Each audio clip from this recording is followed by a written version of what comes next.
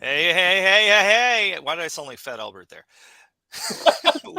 Welcome to the show, everybody. Matt Mallory and Charlie Cook.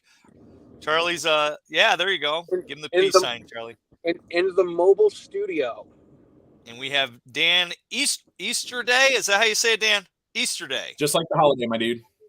I love Easter Day. Me too. It's my favorite day of the year. People call me on the phone. They're like, "Hey, man," and I'm like, "Happy Easter Day," and it's a dad joke. Dad joke, bad joke. Gotta love them. Yeah. So glad having you. Charlie's already frozen. Well, there he is. He's choppy. He's going to be in and out, I think. Back. This is true. Hi, so Charlie. Here is where I'm coming from, gentlemen. Hi. Hey. I am coming from a gun law listening tour that we have here in Massachusetts, and the Commonwealth is putting this on, and it's supposed to. They want to do a top-down for the gun laws in Massachusetts, and little did they know that I'd be showing up to these and telling them that licensing is infringement, and ghost guns were what this country was founded on, and back a long time ago, all guns were ghost guns. And I just told somebody that legislation leads to registration, registration leads to confiscation, and confiscation leads to extermination. And how do they take that? I had to leave early.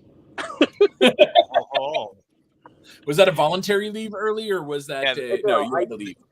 I had to get here. I had to try to figure out how to work this. I was going to say they confiscated your badge. Yeah, they could have confiscated me. We don't need no stinking badges. We don't need no stinking badges. I mean, it's the issue. The topic tonight was ghost guns, and I can't say it with a straight voice. Nope. But I'm like, listen, they're like, oh, we need to regulate them just like regular guns and blah blah blah, and they're all the police officers that were speaking were really talking about how people get these guns that shouldn't have guns already, and then they get these guns and then still go out and commit crimes with them. Yeah. And that's honestly what the problem is people that shouldn't have guns are still getting them, no matter how much crap we have to go through. And there was one lady that's like, I'm sorry, it's an inconvenience for you to do all of this stuff. And I did get up and tell her it's not an inconvenience. It's against our civil rights because we have the civil right to self-defense. So for sure. I'm sure she rolled her eyes at me. Yeah, I just it drives me nuts that people think that the cops are. What is it when seconds count? Cops are only minutes away. It boggles my mind how they even think that that's the case. I mean, I hate to wish anything on somebody, but the second something happens where they realize that the cops aren't going to be there, they're there to clean up. They're there after the fact. Okay? I know. I tell people all the time that the police cars say to serve and protect, but it really is to clean up and write a report. It's true for the most part. I mean, there's a lot of good cops out there doing a lot of good jobs. A lot of it's political, right? Proactive policing, the broken windows policies, or the microcrimes policies that we saw in the big cities that arose out of the days of chaos, right? All the way from the 70s through the 80s and the crack wars in the major areas. We figured out how to fight crime at the ground level, which was let's teach people how to behave through criminal punishment. And all that has gone out the window now because I'm not a political dude. Like I'm a leave me the hell alone libertarian type dude, and not one of the wacky libertarians. Like I'm just a common sense libertarian, right? I'm not trying to out libertarian anybody else, and I'm not trying to take away your roads. Okay? But the policies that we're seeing now are advocating more for criminal rights or criminals' rights than victims' rights, and that's a complete and total turn on its head from what we had seen coming out of just brutal time periods. Right, lots and lots of people died, from these things that were going on. So the police officers, the policing policy, the politicians make it, right? And that's one of the things that I have to remind people of, because people like to get, on both sides, like you've got far left and then you've got gun people, and everybody's hating on the cops, and the cops are in the middle, just like, look, we're trying to be here earning a salary for the most part. Right. And so it's the politicians that's policy level. And honestly, unfortunately, it's a result of the great system of government that we have, which is a constitutional republic that's for the most part left up to the states. And talk about, just whacked out laws and stuff. We've got Melvina from California saying hello. Mm-hmm. I live in Illinois, and I even look over to California. I'm like, man, I'm glad I live in Illinois. I live in New York. I'm glad I live in Illinois. Right. I tell people my motto in Massachusetts is Massachusetts. Thank God we're not New Jersey. Did you guys see the legal stuff that came out of New Jersey on what is it? Yes. The Second Circuit Court of Appeals today? No. Yeah. Second Circuit Court of Appeals today. It looks like, and I just saw something. I was on the range today for a private lesson, teaching a dude. Nice. Some really cool stuff. So I just saw a blurb pass across the screen, but it looks like a federal circuit court judge out in New Jersey kicked down a lot of New Jersey's version of what was it, the SAFE Act, or New Jersey's response to New York State Association. Yeah. I refuse to call it Bruin. Bruin is the fantastic Attorney General in New York State. So it's not the Bruin case; it's the New York State Pistol and Rifle Association case. I'm with you on that. I really am. But I've had some friends say they like to call it Bruin because we have to say the name of the bad guy every time, and it's got to get got to make him crazy. Anyway, I look at it as I want to support the organization that got out there in front of this whole thing, and they need to be mentioned, right? We've got Charlie. We've got our mutual friend Rhonda Ezell, right? I'm never going to call it the Chicago case. That's Ezell versus Chicago, right? Absolutely. Mainly because Rhonda will punch me. This is true. Yeah. Yeah. So more to come on that. It looks like somebody got some stuff right on the Second Circuit Court of Appeals and kicked New Jersey in the teeth today. I don't have a lot of data on that. I haven't been able to catch up with it. I did see it. I did see it. I think it's like 250 pages or so. Yeah. Wow. I was under a rock today, so I missed it. That's all right. It's better than winding up with sunburn from being on the range. At least under the rock, you were out of the sun. This is true. Touche. Yeah, I don't think he cares about the Bruin decision, because he's no longer part of New York State troopers, because he resigned in disgrace for illegal relationships. There's Lisa Ludwig. Yep. Lisa, hi. Lisa Ludwig. She's in my area. She's down in Long Island. Long Island. What were you saying, Charlie? Long Island. Nothing. I was. I said, hey, Charlie, you sound like a robot. Charlie has been Decepticon. I have. Rock on, gentlemen. Charlie, pull over into that bad area of town so you have good signal. Well, then I would pull my gun out, and then we would get banned on YouTube. Hey. Yeah. Leave that in your pants. That's just let's put that out there. That's something that you can say in just about every social circumstance. Just leave that in your pants, man. Yes, sir. Right. That's true.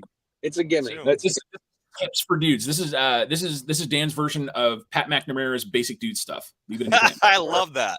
Every time I see Pat's things like that, I'm like, that's I do that. Yeah. It makes me feel more manly when I watch that shit. Pat is a heck of a dude, and Charlie's used to those red stops. Pat's a heck of a dude. I met him in a training class in Wisconsin, like right after he got out, one of his first open enrollment classes, and I this was before like he had IG and Facebook and all that stuff. So I meet him, and his whole demeanor, all right, guys, we're gonna get out there, we're gonna light it up, burn it down, and rain steel, and all that stuff. And I'm like, man, this is like Randy Macho Man Savage, and he figured out like that. Yeah, that's it. That's it. Dude, you hit that nail on the head. Every time I see him, I'm thinking like he reminds me of something. My freaking childhood. Yeah. Randy Macho Man Savage. That's it. Spot on, dude. and you know, no disrespect to Pat, because he would like fold me into a pretzel, because I think it's awesome. Like Pat is one of the most instantly recognizable dudes on the internet at this point, if you know who he is. And if you don't, you're wrong, and fix that. Team X Inc. Check out Pat McNamara. To all you out there in the viewing land. Plugs. Dude, we got to represent, we got to plug the people that are out there doing good work. And Pat's been doing good work for, I think, almost a decade now, on the private side. Nice. Definitely. So I just got done recording with Clint, and we had Bill Dalpy on. So Bill hopped on and said, "Charlie, you like those rest stops?" Those rest stops. Those rest stops. What is this? I'm going to take the Seinfeld approach and say not that there's anything wrong with that. No rest stops for you. How is this that I have that reputation? I have no idea. I don't even know what it just sounds funny. I don't even know what we're talking about. Rest stops. Okay. I'm just making a meme for you. Yeah, right now. You're a meme now. Yeah, you're telling me. If I don't be careful, I'm going to be a car accident. Then you'll be a really funny meme. Yeah, right. Oh, this is Charlie. The last time we had him on the show. Well, so the last time we had him on the show. So I posted to all the platforms to post your questions for the guests. So one of the questions Lisa had: can you tell me the best class you've ever taken and why? So what do you think there, sir? Woo. Man, I've been privileged to be out there in the space, taking classes for a while now. Best class I've ever taken. Probably about a year and a half ago, actually a year ago, 2 years ago, I went down to Miami for a joint class with John Dufresne from Kinetic Consulting and Aaron Cowan from Sage Dynamics. And they taught a citizens response to active shooter force-on-force class. And during the pandemic, a bunch of Sage Dynamics alumni, we created a chat, and we were doing weekly phone calls or bi-weekly phone calls to keep each other company when, you know, right in 2020 when everything kicked off and everybody was feeling isolated and stuff. So it was, we called it spring break.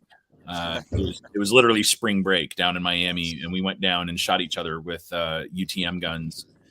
And I think just the atmosphere, the class, like I love every class that I go to, right? There's, you know, but that class was extraordinary. We got John Dufresne, Mocha Bear to punk Aaron Cowan on the last day. There was a whole fist bump thing because John likes to fist bump everything, and Aaron puts his hand out, and John puts his hands next to it and goes, "TIE Fighter, woo!" And there's this picture of Aaron Cowan because we were all ready for it because we had told John to do this the day before. And there's just a picture of Aaron Cowan going, "Captain" type deal. That class was super informative. It was a validation of a lot of stuff that I've done as a student and as a firearms instructor. It was about decision making. Because that was my second go around with citizens response to active shooter with Aaron, but adding John in and his way, like if you guys have John Dufresne from Kinetic Consulting, he's also known as Mocha Bear. If you haven't come into town anywhere near you, you need to get in a class with him. His pistol mechanics, rifle mechanics, weaponized geometry is what he teaches, which is solo structure clearing. We call it danger math. He has a way of presenting stuff, and especially when you pair that with Aaron. Because if you ever watch any Sage Dynamics videos, Aaron has a very specific way that he taught. Like Aaron's cool as hell, right? I love him. So you get Aaron and his kind of snarky sarcasm, like awesome stuff. And you get John, who's just like a Muppet, right? He's super enthusiastic and he's like, "All right, cool. Let's go shoot each other for funsies." And, you know,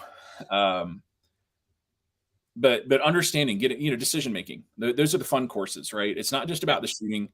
And Aaron and John were some of the first to really get it out there in the space that if we're not incorporating decision making into our shooting and our self-defense stuff, just the decision, it goes all the way back to the first decision you make to buy a gun. How are you educating yourself? And all those decisions that follow on, those decisions all ultimately lead to the point where if you have to use a firearm in self-defense, you can trace every single decision that you've ever made about firearms back to that decision to buy a gun.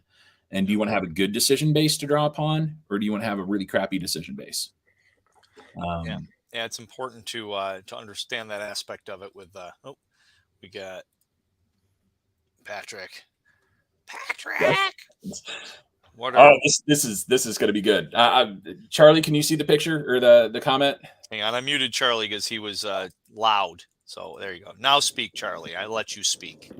Thank you. I cannot read the comment. It's too small. The Gun Foodie says, what are your red flags to look out for and or avoid from instructors? Oof, man. You know, John Correa actually posted something today to Google yourself as an instructor. And if you don't show up on the first page, fix that. You need to put a better resume up there. And for students that are looking to train with an instructor, Google them and see what their training and their background is. And if they're not on the first page and you got to dig for them, unless they're a secret squirrel kind of person and they're still working for the government, then they should be showing up if they've got any kind of experience. Yeah. I agree with the point. Shut up. I'm going to shut up. Talk, Charlie. Go ahead, Charlie.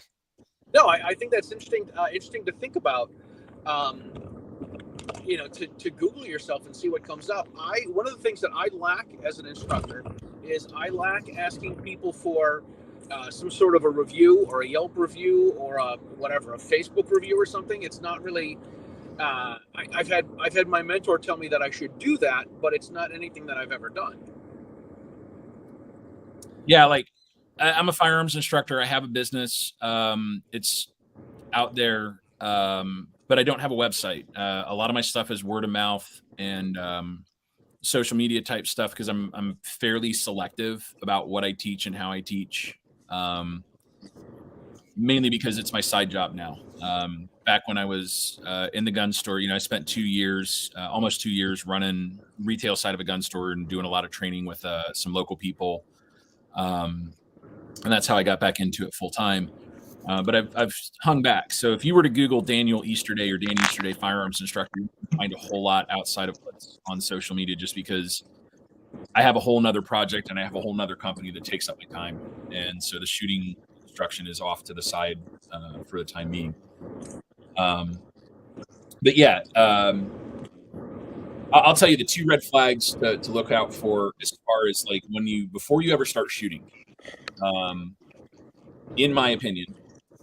So if you go to a class and you get to the range and the instructor says, all right, cool, we're going to shoot, and you haven't had a safety brief and you haven't had a medical brief, leave the class. That's a good point. Okay. If you ask the instructor, and I suggest people, and I've had students do this, right? And they'll be like, hey, what's our safety brief? And they're like, oh, okay, all guns are always loaded, never point a gun at anything, blah, blah, blah. And I'm like, all right, cool, that's not sufficient. We need to talk about the safety and what we're going to be doing that day. My safety brief without the medical is like 30 minutes. Because we dig deep into the psychology of safety, or not psychology, but the process building of safety and deliberate decisions. Right. Wayne Dobbs down in Texas, hell of a firearms instructor, him and Daryl Bolke from HITS, their safety brief is about an hour long, right? Because they dig really, really deep into it. That's with every class? Yeah. Wow. Yeah. They're serious about it, right? Sounds like they could do a class just on a safety brief. If they did a class on a safety brief, I would fly down to Dallas for like a 4-hour safety brief class. Like that, wow. I would pay that money and go down to learn from those 2 dudes because they're really fantastic at what they do. But if you get to the range and you started shooting, or you're about to shoot, and you say, "Hey, what's our medical plan?" If the instructor doesn't have one, leave. Right? If the instructor says, "Oh, don't worry about it. You don't need to know," definitely leave. Yeah. A medical plan is something that everybody needs to learn. I got this from John Johnston of Ballistic Radio and Citizens Defense Research, Melody Lauer, and now Caleb and Chris and the other dudes that are in there. I have a laminated sheet for when I teach at the range that I'm at that has job responsibilities for everybody, and we dry erase marker people's names in a specific, like, okay, who is going to call, Joe, you're going to call 911 today. I'm primary medic. Bob, you're going to be the secondary medic dude if I get shot. And we go through, and there's specific tasks for everybody, and everybody has to agree to that, and everybody has to acknowledge it. We've got a printed, laminated card. This is where we're at. This is who you call. This is what you tell them when you call 911. Nice. Hey, who needs to go to the front entranceway or the gate? Who's going to drive the cars? The whole thing. We've got, and that takes 15 minutes, right? But if we don't go over a medical plan, if your instructor doesn't go over a medical plan and cover in detail who is going to fix somebody, who is going to call 911, because the guy fixing you can't be the same one to call 911, right? How are you going to get EMS into the range, right? How are you going to make sure that when EMS shows up, they're not hanging out, waiting for the cops to get there because your 911 caller sucks at their job and said, oh, somebody's been shot at the gun range. Yeah. Right. Because now you're going to delay medical treatment. So you have to go over all of that. And we as instructors and we as students need to up the expectation level for what we expect an instructor and a class to be like from a safety and a medical standpoint. Yeah, no, that's a good point. And, when you look at stuff that happens like on the Rust set with Alec Baldwin, you kind of wonder if that safety brief might have happened, that might have saved somebody's life. So there's a component to that. There's also a whole lot of, sorry, I'm going to interrupt. Woods, who has the best beard out of all gun people. That's an automatic Pat McNamara. He gets that. Nobody's going to fight him over it because he's going to win every single time. I'll fight him over it. Yeah. I have a beard so you can't see my double chin. What are you talking about? Yeah. But yeah, we have to raise those standards. The Rust thing was a whole, it was a cascade failure decision. Right? There was a process that broke down there. But we can go and look at, locally here in Chicago, there is a concealed carry firearms instructor who's an alderman and who has now had 2 negligent discharges with injury in 2 separate classes separated by a period of years. The first time he shot himself, and the second time he shot his daughter. Wow. And he's still teaching? I'm sorry? Is he still teaching? I haven't seen whether or not Illinois has revoked his credentials yet. Holy moly. Given his political connections. And here's the deal. It wasn't at the range where he did this. This was, I don't remember where the first one was, but it was a classroom. And the second one was a classroom in the basement of a church, right? So if you are in a concealed carry class and it is classroom and you are not on the range and the instructor pulls out a firearm and they don't go through an extensive, first of all, the instructor shouldn't be pulling out a firearm. They should have blue guns, red guns, cert guns, some kind of non-actual firearm thing. If the instructor pulls out a gun from his holster, from his waistband or something like that and starts to demonstrate stuff, like just leave.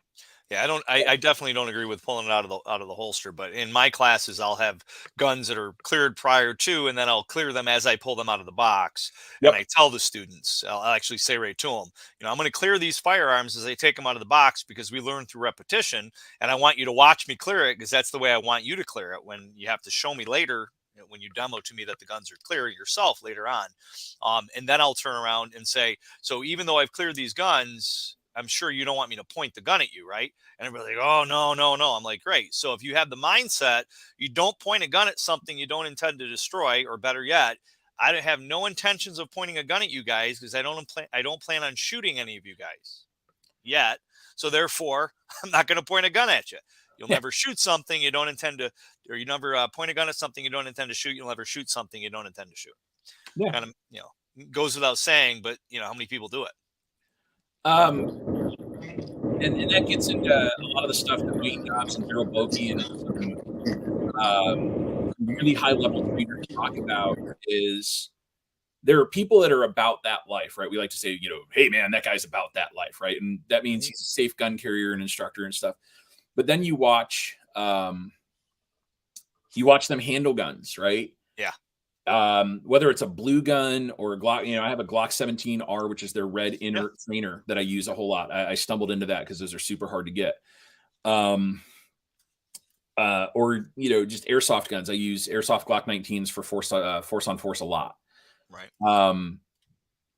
Dude, it's hard for me to pick up a drill at my house to do a home project and flag one of my kids in my head, right? With my DeWalt, drill.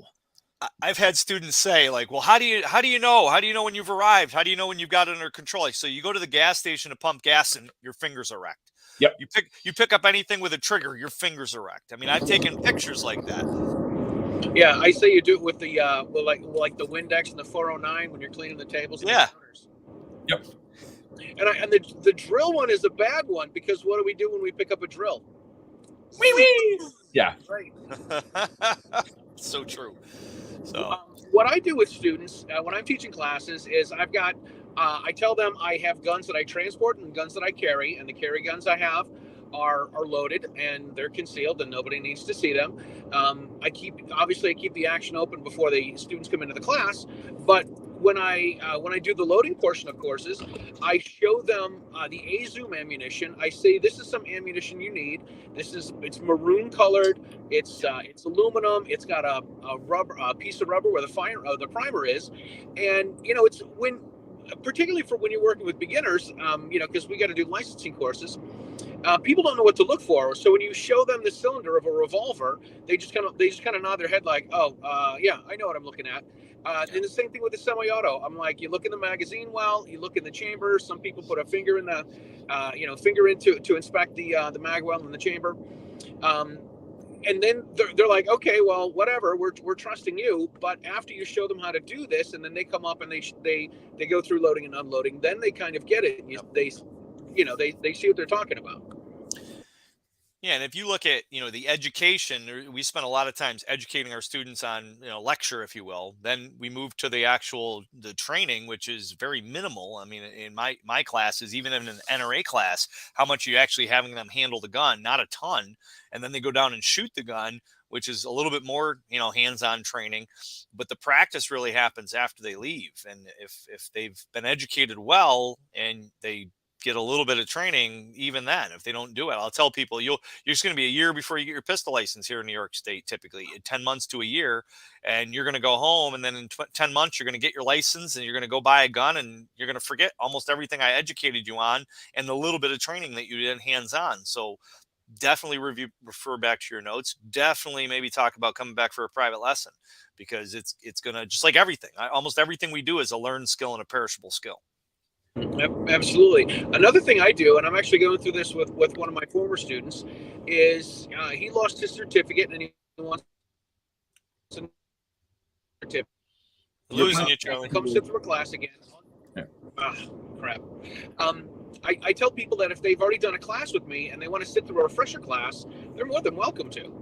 Come sit through the class. A lecture's a lecture. Loading and unloading, there's nothing wrong with going through that a bunch of times. And I'm doing this with somebody right now. He's took the class a couple of years ago, lost his certificate, wants to do it again, wants to get a refresher course. And I'll tell you this, the nice thing, he's bringing his mom and his sister. Wow, that's awesome. They're gonna be paying. Hey, Charlie, I got to tell you, Clint and Bill both said that they love you. They wanted me to pass that along. Well, I mean, I love Charlie. I love them too. Yeah. There you go. He's a lovable dude. Yes. He plays trumpet and shoots guns. What is it with my all my co-hosts are music, aficionados. I'm like, I listen to it, but I can't. These guys play the stuff. Fun fact about Daniel that you won't find on Google. I've been playing violin for I'm 44 now. Yeah, 40 years. Wow. That's awesome. You were 4? Yep. Wow. Matt, you know what they call people who hang out with musicians? Groupies? Drummers. Yeah. Hey, how do you get a drummer off your doorstep? Pay for the pizza. Bam. And I'm gonna leave this one out there because it used to be for bassists, but I'm gonna throw this one out to Matt here. Hey Matt, what do brass players use for contraception? Brass players use for brass trumpet players. I don't know. What do they use for trumpet? Yeah, their personality. Oh, you got it. Yeah. Alex Sansone, the suited studist. Hey Alex, he's one of my homies. I love him. Nice. To do violin or fiddle. Por qué no los dos? Violin and fiddle. Oh, hi Derek. I was with Derek last night. Oh, that just sounds so gay. I know. Derek's got Not that there's anything wrong with that. Derek's got a new show that he's doing out in Oregon. Nice. He's using the StreamYard. Nice. Very cool. Yeah, you want to say Derek too. You want to talk about a state that's jacked up right now, Washington and Oregon. Those guys are getting it bad on the 2A side. You know, I'm seeing that it's any state that's got a Democrat running it. It's pretty much. You can look at Vermont though. Vermont's got only a few cuddle afterwards. Vermont's got a Republican governor, and they just passed a bill outlawing any kind of paramilitary training. I saw that with some caveat about training, or if you mention overthrowing the government, which I'm like, this sounds like a prima facie fantastic First Amendment and Second Amendment case, but like First Amendment, like, okay, so you're telling me I can't get up with a bunch of friends and talk about how much our government sucks and how we want to change it? Oh, wow, that's prior restraint, bro. That's. I think that's this guy's marketing plan, right? Yeah. Yeah. You tell me that I can't do it. Oh boy, the first rule of Fight Club is we don't talk about Fight Club, and the second rule is we're going to get together and talk about Operation. Shoot, I can't remember what it was, but it was really good. Operation Mayhem. That's what it is. And we were just having that kind of conversation a little while ago with the recording that Bill and Clint and I were doing, as far as like the founding fathers, their name was out there. It was their namesake. They gave up their farms. They went into hiding and they, started a revolution that way. And they were homegrown terrorists. This is something that not homegrown terrorism didn't come up yesterday when I was talking with Derek. But one of the things that did come up is people say, well, what do I need to do? Or, we can't depend on the Republicans. And rather than grow a set of stones, people need to grow a spine and stand up and say, this is nonsense. This is a bunch of BS. I'm not going to do this. I'm not going to comply. And this is wrong. Well, I had probably a couple months ago, I had drinks with our local county DA. And I said to him, I go, why don't you just tell the governor to go pound salt? And he goes, she will replace me the next day, guaranteed. Her and the attorney general are out of their minds. And then I said, well, why don't you get together and pull all the conservative DAs in upstate New York and then stand up against her? He goes, she would replace all of us, guaranteed. She would tell the attorney general, find an attorney to put in place of this attorney or a DA. We're getting rid of them. So, yeah, I mean, so he's found a way to kind of be in that middle road where he's not fully complying with it, but he's kind of using some of his discretion. So he's not completely pissing her off, but he's not also pulling an Alvin Bragg down in New York City kind of crap. I mean, this is all. Dan, can we send that Vermont info? I'm going to share that at work. Yes, after we're done here offline, Alex, I will link you over to that Vermont stuff, because that's a whole spicy subject right now. I think one of the things that maybe we as really cool 2A, pro 2A people need to do at some point within our own community, and I hesitate to call it gatekeeping because that's a very loaded term and very loaded word, because people use gatekeeping in a negative context.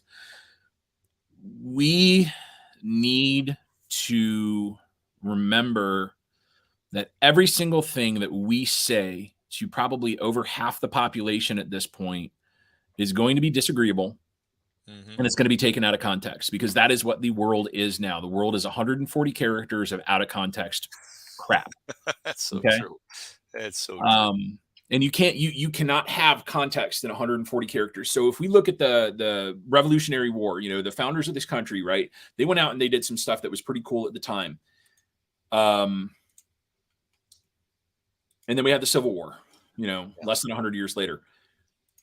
All we have to do is look at what was going on over in the Baltic states and Serbia and Bosnia and Croatia and all that, and realize that like we as the gun community need to ratchet down the rhetoric sometimes and talk about what the realities of our civic responsibilities are to not let it get to that point. Because like people are like, oh, well, there's another civil American, the Civil War is coming, or we're going to do this. And I'm like, yeah, that's not going to be north south. That's going to be no dividing lines. Yes. That it is going to be neighbor against neighbor. And man, you don't know who the people are in your community that are willing to firebomb you out of your house because they see you as an existential threat to their existence on both sides. And for sure, like how many times I'm driving down the road and I see a sign that I don't agree with. My first thought isn't, oh, I want to go and, go in their house and rape and pillage. My thought is, how sad. But yet, how many times do you see somebody put a sign in their yard that the other side decides to, destroy it, knock over something, break something, flip a car, burn a place down. So it's totally, yeah.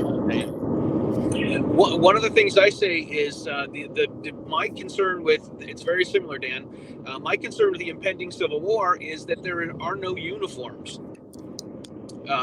But there are people that drive Priuses with Bernie stickers on them. So that's the closest thing we got. Well, and then on the other side of the spectrum, you've got dudes with pickup trucks with Punisher skulls and true. Steal my gun stickers is what I call them. Like break my windshield or break my back window and steal my gun shit, right? That I love when people like pull up to my classes with a Punisher logo on a shirt. I've had it happen. Punisher logo on their vehicle, had it happen. And and I'll tell them, like, listen, you're asking for trouble. You're bringing undue scrutiny upon yourself. I like the Punisher. I watched the show, the movie, etc. I probably would lose my mind too if my family was heinously murdered in front of me and the government didn't do a damn thing about it. But right now I'm sane enough not to wear a Punisher shirt. I'm a Christian, but I'm not going to wear a shirt that says shoot them all and let God sort them out. That's not good decision making. I mean, dude, I live, welcome to Oregon. Man, so I walk my kids to school every day. And until my wife got me my fantastic shirt with my company logo on it for my birthday just last month, most of the time I was walking around in a Sons of Liberty. Yeah, this is my company, Retention Ring. Check us out. Nice. Plug. Hashtag put a ring on it. I'm hijacking that from Beyonce. Yeah. Like it. But man, one of my favorite hoodies in existence is a Sons of Liberty Gunworks hoodie, right?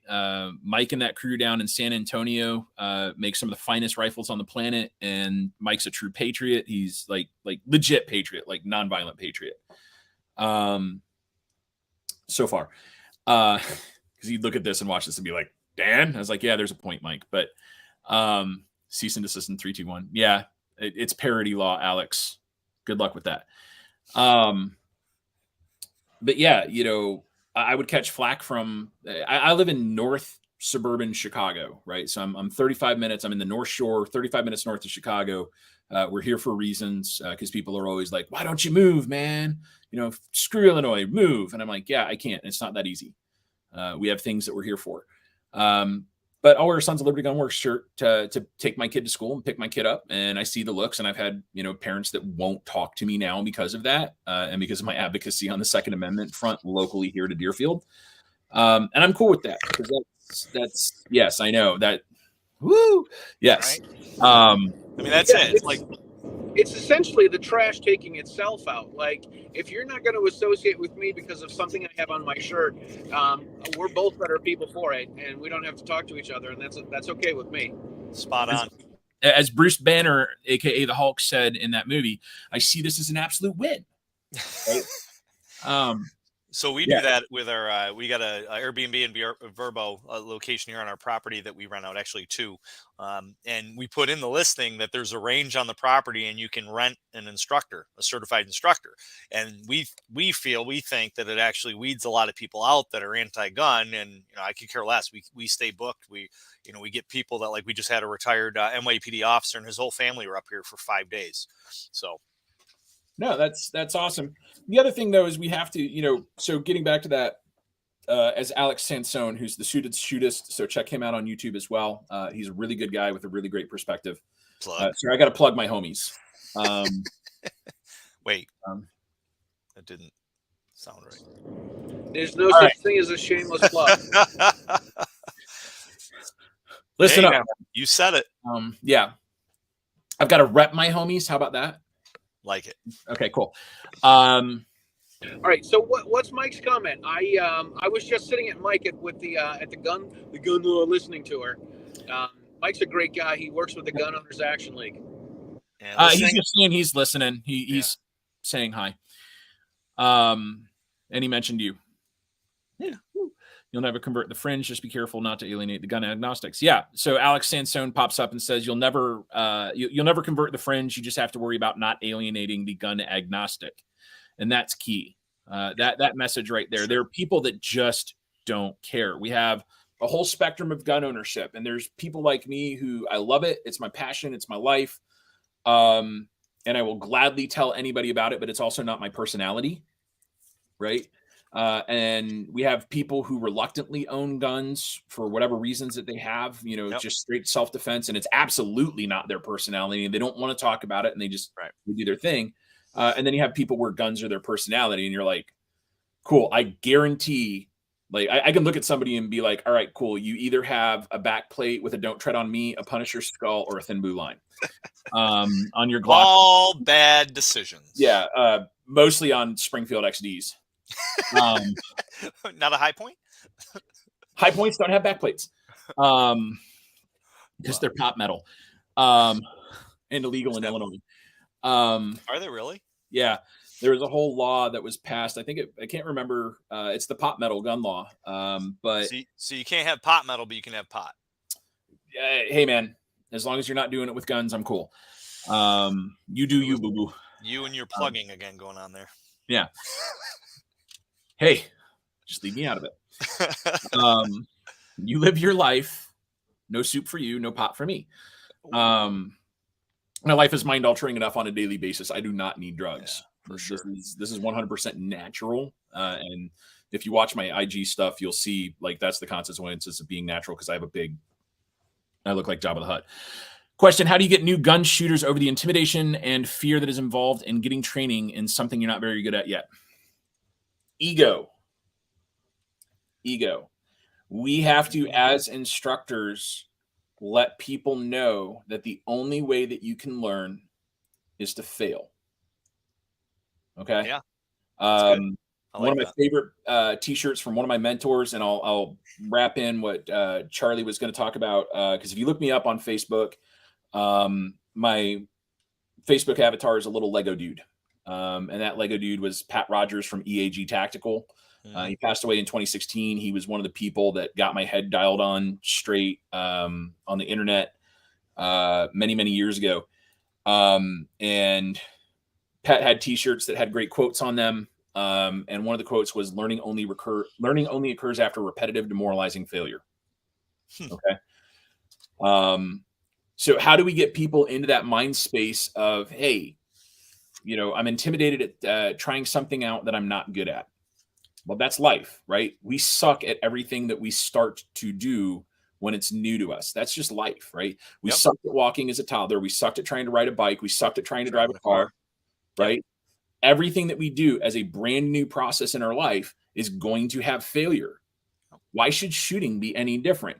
And as instructors, we need to be supportive, and we need to let the students know right out of the gate, you're going to fail. You're not going to hit what you want to hit the first time that you ever shoot a gun. Actually, some people do, because they pay attention, right? And they're good. And that's mostly women that do that. Guys are like, agree. Yeah, guys are like, I was born knowing how to do three things, and that's fornicate, firearms, and fight, and drive cars.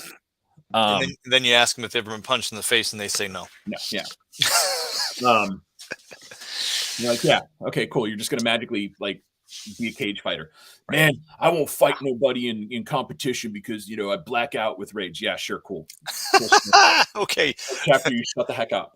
Yeah. Okay, killer. Yeah. Shut up, Nick Cage. Alex Sansone says the striker control device is the only acceptable aftermarket backplate, and I endorse that. Langdon Technical Technologies has the SCD, or the gadget for the Glocks now, that provides a striker block, and we're not really going to get into that because it's a controversial subject. Because people are like, I don't need a safety on my Glock. It's not a safety. It's a system. Anyway, sorry, I have ADD, and that was a squirrel. No, that's fine. I'm putting the squirrels up there to keep you going. I had ADD before ADD was cool. Yes. I got A, B, C, D, E, F, G. So there. 1, 2, 3, 4, 5, 6, 7, 8, 9, 10. Hey, Mary. We actually Clint and Bill Dalpy and I all talked about your interview on the show from years ago. Got to have you back on, Mary. So I believe Mary and I have met at some Illinois gig or another. Hello to another fellow Illinois person. My condolences and congratulations for living in the fantastic state of Illinois. Every time I look at Facebook, all I see is the picture of her shirt that she wears. Speaking of funny shirts, she got a shirt on that says, it's got an AR on it, and it says, "Tap, rack, and bang me." Yeah, it might be a little snug fitting as well, which some of us really like. That too. There's absolutely no comment I can make on that that's going to be socially acceptable without me getting canceled now. So we're just going to fast forward. Next topic. Okay, cool. So back to the, how do we get people over intimidation? ADHLAS. LAS. I don't know what that ADH. Okay. Yeah, whatever. It's Alex. He's Italian. Aww.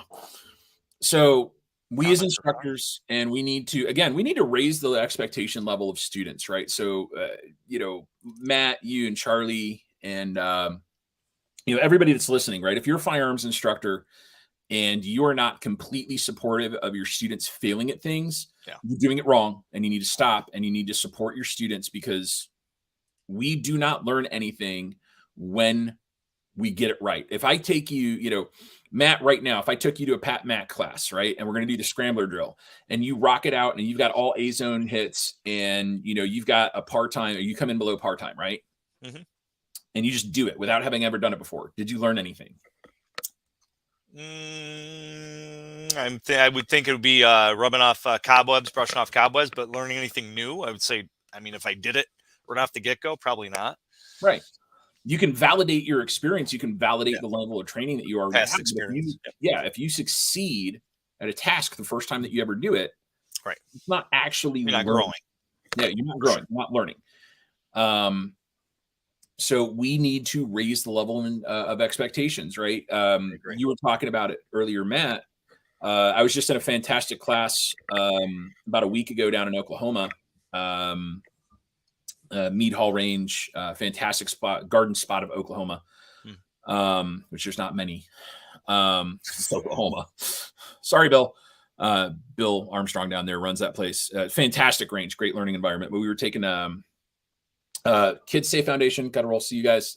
Be safe. Be good. That's all we ask. Be good.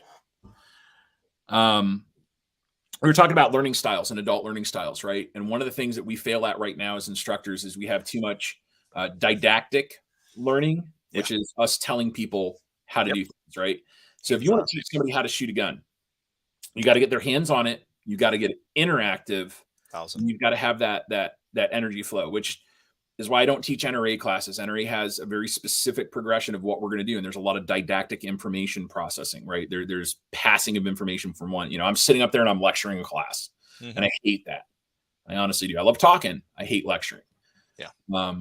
So I want to get people involved. I want to get the brain going, because adults, we hate being told what to do. Yeah. Right.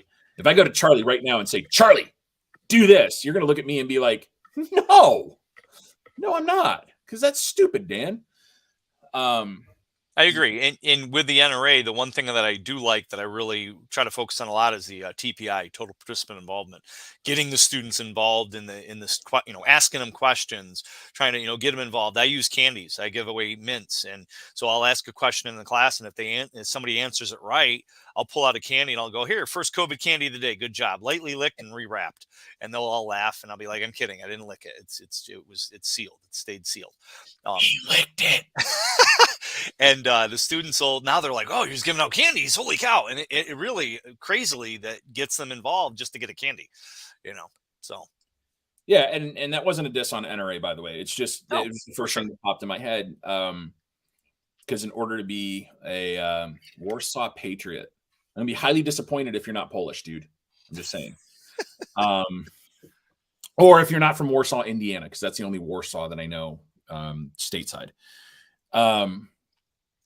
But yeah, we need to stop telling people what to do. Like when I talk about safety, like the 4 rules of gun safety, and one of these days this is going to be a video that I do, but instead of just reciting the 4 rules of gun safety, American First and all, hey, there's no shame. Yeah, American with Polish. Okay, cool. Like America first. Polish. I put those up. I put them up backwards. I went to hit the first one and I hit the second one. The Winged Hussars are really, really awesome people that you should know what they are in history, because those dudes knew how to get it on. That was very Polish of you, Matt, to do the second one first. Yeah, not on purpose. Not on purpose. But yeah, I make people ask questions. So instead of never point your gun at anything that you're not willing to kill, or never point your firearm at anything that you're not willing to kill, destroy, or buy, right? Mm-hmm. Instead, ask yourself, am I allowed? Do the conditions exist such that I am permitted to point my firearm at this thing or in this direction? Yeah. Right? Good. And that's a question we have to ask ourselves the entire time. Because if I go to you, Matt, and say, hey, knife hand, we also took on communist Russia. Yes. My political platform is commies aren't people. Pinochet, I like good ideas. I like, not pointing it at, giving them that question. Like I'll ask the students in the class, can you shoot somebody in the back? And they're like, no. And I'm like, well, let's determine what back is. Are we looking at 3-dimensional, 2-dimensional? How's it determining in court? And then doctors in the room, well, if you down the center line, I'm like, okay, so now and then I'll point at somebody in the class, put my finger like I'm holding the gun, and point it at him and go, are you legally justified in shooting me? It might not be the best decision if I'm looking at you, my finger's on the trigger, and I got a loaded gun pointed at you. But if I'm pointing a gun at you and you shoot at me and you just shoot me halfway off center line, or, a millimeter off center line, technically you shot me in the back. So there may be an opportunity. There may be a way. You got to still justify it. And somebody's still going to try to say you shot him in the back. And you weren't justified, even though you were. You're still going to run into that. But in a hypothetical world, because I'm not going to say, outright what I'm going to do in a particular situation, but I can give you a fantastic articulation of justifiable use of force in shooting somebody who is walking away from you, if they are forcefully abducting your child. Yep, for sure. Right. That is a great one. I was just going to say, if the bad guy has turned and he's heading towards your kid's bedroom, then yeah, that's a no-brainer. Come to the aid of a third person for sure, and it's imminent. Imminent. I can argue all day long. I can articulate that if some dude is trying to take my kid away from me, which I've got a 6-year-old boy, almost 7. So we'll talk about that. Let's negotiate that, Mr. Bad Guy. I love my kids. I don't hear them running around upstairs, so I'm happy with them right now. But yeah, if some dude's trying to forcefully take my kid, I can easily say, look, I don't know what that guy's going to do with him once he gets him away from me. So I can articulate imminent fear of great bodily harm or death for my kid. Yep. And that dude's going to get schwacked in the spine theoretically, or in the right areas and stuff. But there is no hard and fast rules. I shouldn't say that, because John Correa from Active Self-Protection just talked about there are no rules in a fight. And he's absolutely correct. There are rules in a fight. We have rules that we have to abide by. Bad guys typically don't, but right. So it's all contextual, right? But we have to get those conversations going to the point where we have people thinking for themselves, right? So am I allowed to point my gun in this direction, right? Now that the conditions exist so that I am allowed, or the conditions permit me to put my finger on the trigger, right? Because we don't put our finger on the trigger until we are ready to take that shot, or we make the conscious decision to take the shot, right? Correct. Now, rule 4 comes into play, is the pressing of the trigger, right? Do the conditions exist now that I can press the trigger in the direction and at the thing of least legal consequence? Yep. Right. Safest direction under the circumstances. How I say it. Yeah. Safest direction under the circumstances, or just, do you have now, whether it's in a training environment, have you been given the green light to shoot, right? We know what our backstop, our berm is and all that. We know where the bullet's going to wind up. Or in a self-defense situation, have the legal prerequisites been met? Have the 4 pillars of self-defense, do we check those off? Or if you're a law enforcement officer, Graham v. Connor, exactly. We check those boxes. And now, so it's just that recurring loop of questions, right? Can I point it this way? All right, cool. I can point it this way. I can point at this thing. Can I put my finger on the trigger? I'm about to take a shot. Yep, cool. Am I clear in the background? Cool. I can take my shot. And it's just getting people to think for themselves. So back to that beginning stuff, right? Let's encourage people to think for themselves. Yep. You know, it's but them coming to the class and giving them those tidbits, those golden nuggets. That's the thing that us as instructors are trying to do. We're trying to give them that aha moment, because of course they come in and shoot them outside and drag them inside. No, that's tampering with evidence. that's bad. That's very bad. But you can still get people saying that in classes these days. It's like, no, you can't do that. But you got to take real situations like the sergeant in Texas who shot, what he posted on the internet. Fuck around and find out. These protesters are going to fuck around and find out. And then he goes and actually shoots somebody, and then he gets convicted, and now he's going to jail. Or the guy in New York City, the former Marine who, choked out that person, and, Alvin Bragg is on a roll, man. He charges the president, former President Trump, and now he's charging this Marine for coming to the aid of people from to stop a crazy person. But that one's going to be tough. I'm going to watch that one because, think for yourself and question everything. Absolutely, Mr. Warsaw Patriot. Don't question your instructor when he gives you safety stuff. Don't question him. You can ask questions. Don't question. Or if you really have a legit question, like if you're questioning him, just leave. That's my solution for a lot of things when you're in a class and you start really having questions like, should I be here? Is this guy really okay? Like if you have to ask yourself, like, is this guy okay as an instructor? Start contemplating leaving and chalk that up as a monetary experience, right? And down the road, be like, we've all seen that video of the police officer that shoots himself, right? Yeah. I'm the only professional enough, one that I know of, to handle a gun like this. Yeah. And then 7 seconds later, shoots him in the foot. Yeah. I always tell people, I'm like, you know what? When this guy that's in charge of gun safety shoots himself, then the money that you paid them for the class is the insurance that they don't shoot you. Just get up and leave. And hey, Rhonda, what's happening, girl? She said hi. All right, we're winding down here. We got 4 minutes, and I'm recording another episode. We're recording with Rapid Fire Rachel here. Clint and I are going to be in a little bit. So awesome. So let me plug Illinois, because that's what Charlie originally wanted to talk about real quick, is some legal stuff all around the country. Rhonda! Hey, Charlie. Hey, Charlie. Illinois is in the fight for our life right now. We've had a lot of interesting stuff going on, from an assault weapons ban ever since January. There have been court stuff. There have been reversals. There's been the Supreme Court petitioning, or Supreme Court's taking a look into a couple of things. We've got hearing dates.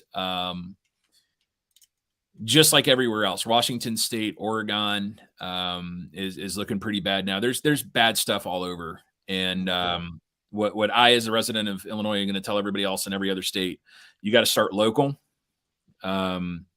You've got to make, if I don't see a "Hey Dan" from you next, Rhonda, I'm texting you. I love you, Rhonda. Don't kill me. There is a "Hey Dan" there. I saw one. Okay, cool. Oh yeah. Sorry, I was above. I was Polish again. Okay, there we go. Hi, Rhonda. You got to start local, but you got to start it in a way that people can be approached about it, right? We have to get out there, and we have to have a good message, not just "shall not be infringed," because you say that and people are just going to alienate, right? They cut you off. They shut you down. They shut you down. So messaging really matters when we're being out there, and we're being Second Amendment advocates, guys, people, folks. Messaging matters, and how we talk to people about the thing that we are passionate about, whether it's the recreational side, the hunting side, the self-defense side, all of the above. We have to have good, conscious, deliberate messaging about that, and not just at the world anytime anybody talks about gun control, because some of these people are gun agnostic. And when the fantastic Moms Demand Action people, which is the worst name for an organization I've ever seen yet. Yeah, come at me, Shannon. She retired, I thought. Yeah, good. Later this year is when she retires. Oh, yay! That was optimistic. But yeah, so what they're seeing is the Moms Demand Action, the MDA stuff, right? They're not seeing coherent, good messaging from our side. Commie mommies, yeah. Let's remember, kids, commies aren't people. Messaging, guys, like that's my advocacy is messaging. Let's make sure that we're out there doing things in a productive way and not a counterproductive way. If you're out there shouting about my rights, nobody's going to understand you. Nobody's going to know. You got to make it personal. You got to get those people. You've got to build a bridge. It's like in the Bible bang when you just say, "Shall not be afraid." Right. You be able to be tactful, ask some questions, to have a dialogue. Except Shannon, she will talk to gun people. You have to build a bridge to these, like Alex Sansone said, right? The gun agnostics. You have to build a bridge between what they know and what they don't know, and what they don't know is guns. Yeah, for sure. Yeah, and you're not gonna, like, we've seen it in all of our classes. Whoa, Charlie fell off the map. We've seen it in all of our classes since COVID, where now people are getting upset and worrying about, you know, riots and such, and then they come to the classes that are liberals and whatnot that probably would have never gotten a gun before that. So that's an opportunity for us instructors to you know, direct people into our mindset. But we got to do it in a palatable way. We can't just shove it down their throat like, oh, all liberalism is a mental disease. We may think that, but we might not want to say it. Yeah. And stop linking political causes. Stop. As I said to Dana Lash one time on NRA TV, and then I saw her eyes just blink after I said it. The Second Amendment is not a political football to be carried by an individual party or group of people. The Second Amendment, gun rights are human rights. Well, you look at everybody's behind Trump, and, you know, I mean, okay, but he banned the, you know, bump stocks, and he ERPO red flags. So he was behind that. And then you look at Reagan. Reagan gave us the freaking, you know, what we never forget what you have lost, people, from 1986. Yep. Nobody's good. Everybody sucks. Like, do you agree, Matt? An armed populace is a safe populace. Yes, I'm not Matt, but I'll tell you. Yep, I agree. Responsibly armed. Yes, for sure. So I'm Dan. That's my opinion. Thank you for coming to my TED Talk. No, I'm kidding. All right. Well, we are 1 minute over. So let's see. Let's get these last comments. I mean, comments are flying in. I don't think I've seen this many comments for the show. So that's good. I have that effect on people. We should have you back, Dan. Definitely. Nobody wants that. So absolutely get involved. Your voice opinion is important to freedoms. They need to get in the fight. I agree. 1000% agreed. Yet the Second Amendment is use of political pawn, and it's a shame. Yep, we see that all the time. And of course, Rhonda says, "Thank you, Dan." I better see a thank you, Matt and Charlie there. Guys, thank you so much, Matt. It was great to meet you. I really appreciate the opportunity. And Charlie, again, over here. It's all backwards. Man, sorry I didn't run into you in Indiana. But next time you got to orbit back into Chicago, dude, so we can hook up. Yeah, I was just over in Michigan teaching a class the end of March, so I know. Awesome. Yep.